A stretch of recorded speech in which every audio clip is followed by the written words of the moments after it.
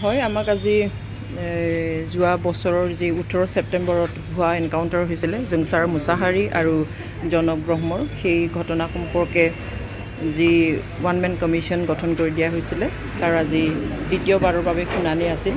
ইয়াত আমাকো আমন্ত্ৰণ জনোৱা হৈছিলে। বড়ো উইমেন জাষ্টিছ ফৰামৰ তৰফৰ পৰা আমি আজি শুনানিত উপস্থিত হৈছোঁ আৰু যিজন কমিশ্যনৰ যিজন চেয়াৰপাৰ্চন তেওঁ জয়ন্ত নালেকৰ তেখেতে আজি শুনানিটো গ্ৰহণ কৰিছে। আমি আমাৰ ক'বলগীয়াখিনি কৈছোঁ, যিহেতু আমি বিশ্বাস কৰোঁ যে এইটো সম্পূৰ্ণৰূপে ভুৱা এনকাউণ্টাৰ আছিল, ফেক এনকাউণ্টাৰ আছিল। তাৰ সকলো প্ৰমাণ আমি আমাৰ ফালৰ পৰা আমি দিছোঁ আৰু আমি আশা কৰিম এই যি অন্যায়ভাৱে ফেক এনকাউণ্টাৰ কৰা হৈছিলে ইয়াৰ যথোচিত আমি বিচাৰ পাম বুলি।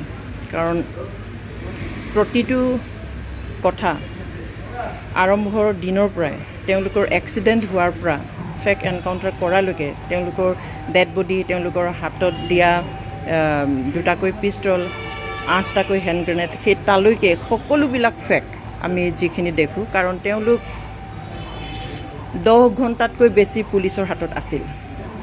তাৰপিছত তেওঁলোকক হাতত হেণ্ডকাফ দি পেলাই জংঘল এৰিয়াত লৈ যোৱা হৈছিল। তাৰপিছত যি ল'ৰা দুটাই 10 ঘণ্টাতকৈ বেছি পুলিচ থানাত, 2টাকৈ পুলিচ থানাত আছিল, ইমানখিনি পুলিচৰ মাজত আছিল, তেওঁলোকৰ হাতৰ পৰা কেনেকৈ 8টা গ্ৰেনেড পিছত উদ্ধাৰ কৰিলে, কেনেকৈ 2টা পিষ্টল আকৌ উদ্ধাৰ কৰিলে। তেওঁলোকক হেণ্ডকাফ লগাই পেলাই জংঘলত নিয়া হৈছিলে।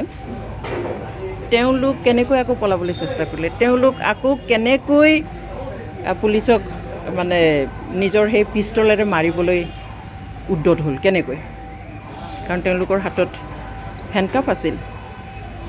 গতিকে সকলো ফালৰ পৰা চালে এইটো কোনো ধৰণেই মানে বনাব বিচৰা হৈছে যদিও কাহিনীটো এইটো মিলাব পৰা নাই।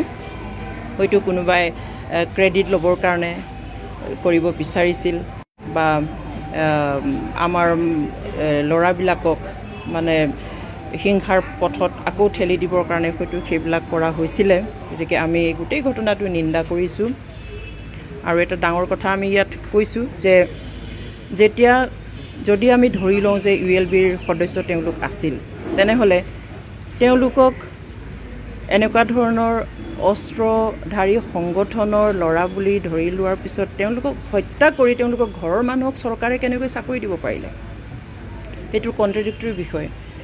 কাৰণ তেনেকুৱা সশস্ত্ৰ সংগ্ৰামীসকলক যদি কেতিয়াবা হত্যা কৰা হয়, এনকাউণ্টাৰত মৃত্যু হয়, তেওঁলোকৰ ঘৰৰ মানুহক কেতিয়াও পাৰ্মানেণ্ট হওক বা টেম্পৰাৰী হওক বা ডেইলি বেচিছত কেতিয়াও চৰকাৰে চাকৰি দিব নোৱাৰে, নিদিয়ে। যদি কেতিয়াবা এগ্ৰিমেণ্ট হ'ল গভৰ্ণমেণ্টৰ লগত, পিচ প্ৰচেছত আহিল আৰু সম্পূৰ্ণৰূপে পিচ একৰ্ড হ'ল, তেতিয়া চৰকাৰী নিয়ম অনুযায়ী তেওঁলোকক যি দিব পাৰে সেইখিনি দিয়ে। কিন্তু তেনেকুৱা সংগঠনৰ ল'ৰাক যদি হত্যা কৰা হয়, তেওঁলোকৰ ঘৰৰ মানুহক কেতিয়াও চাকৰি দিব নোৱাৰে, সেইটো নিয়মৰ পৰিপন্থী হয়। সেইটো মানে কৈয়ে দিয়া হৈছে যে তেওঁলোক উগ্ৰপন্থী সংগঠনৰ সদস্য নহয়। গতিকে এনেকুৱা ধৰণৰ কিছুমান কথা আছে যিবিলাকেই মানে তেওঁলোকৰ বিপক্ষে কৈ আছে, তেওঁলোকৰ বিপক্ষে মানে কথাবিলাক দেখুৱাই আছে। সেইকাৰণে ইমান অন্যায়ভাৱে যিখিনি ঘটনা কৰা হৈছে সেই ঘটনাটোৰ ভালদৰে এতিয়া বিচাৰ হ'ব লাগে। তেওঁ ভালকৈ শুনিছে কথাখিনি, তেওঁ আমাক সুধিছে কিছুমান কথা ক্লিয়াৰ হ'বৰ কাৰণে। আৰু আমাৰ এটা আমি কৈছোঁ যে আমাৰ বড়ো ৰাইজৰ মাজত এটা প্ৰশ্ন আজিও থাকি গ'ল যে ULB যদি সঁচাকৈয়ে গঠন কৰিছিলে তেনেহ'লে সেই ULBৰ ল'ৰাবিলাক চাৰেণ্ডাৰ কৰা বুলি আমি জানো। এমাহো নাথাকিল, কিন্তু কোনে আচলতে কি কাৰণত গঠন কৰি দিছিলে? আমাৰ মাজত অশান্তি আনিবৰ কাৰণে এইটো গঠন কৰি দিছিল নেকি? আৰু যদি সঁচাকৈয়ে আছিলে তেনেহ'লে চাৰেণ্ডাৰ কৰাৰ পিছত 20 দিন নে 18 দিনৰ পিছতে চাৰেণ্ডাৰ কৰিছে। সেই সংগঠনৰ প্ৰেছিডেণ্ট, ছেক্ৰেটাৰী কোন আছিল সেইখিনিও আজি আমি নাজানো। এইটো আমাৰ কাৰণে হাথৰ হৈ থাকিল।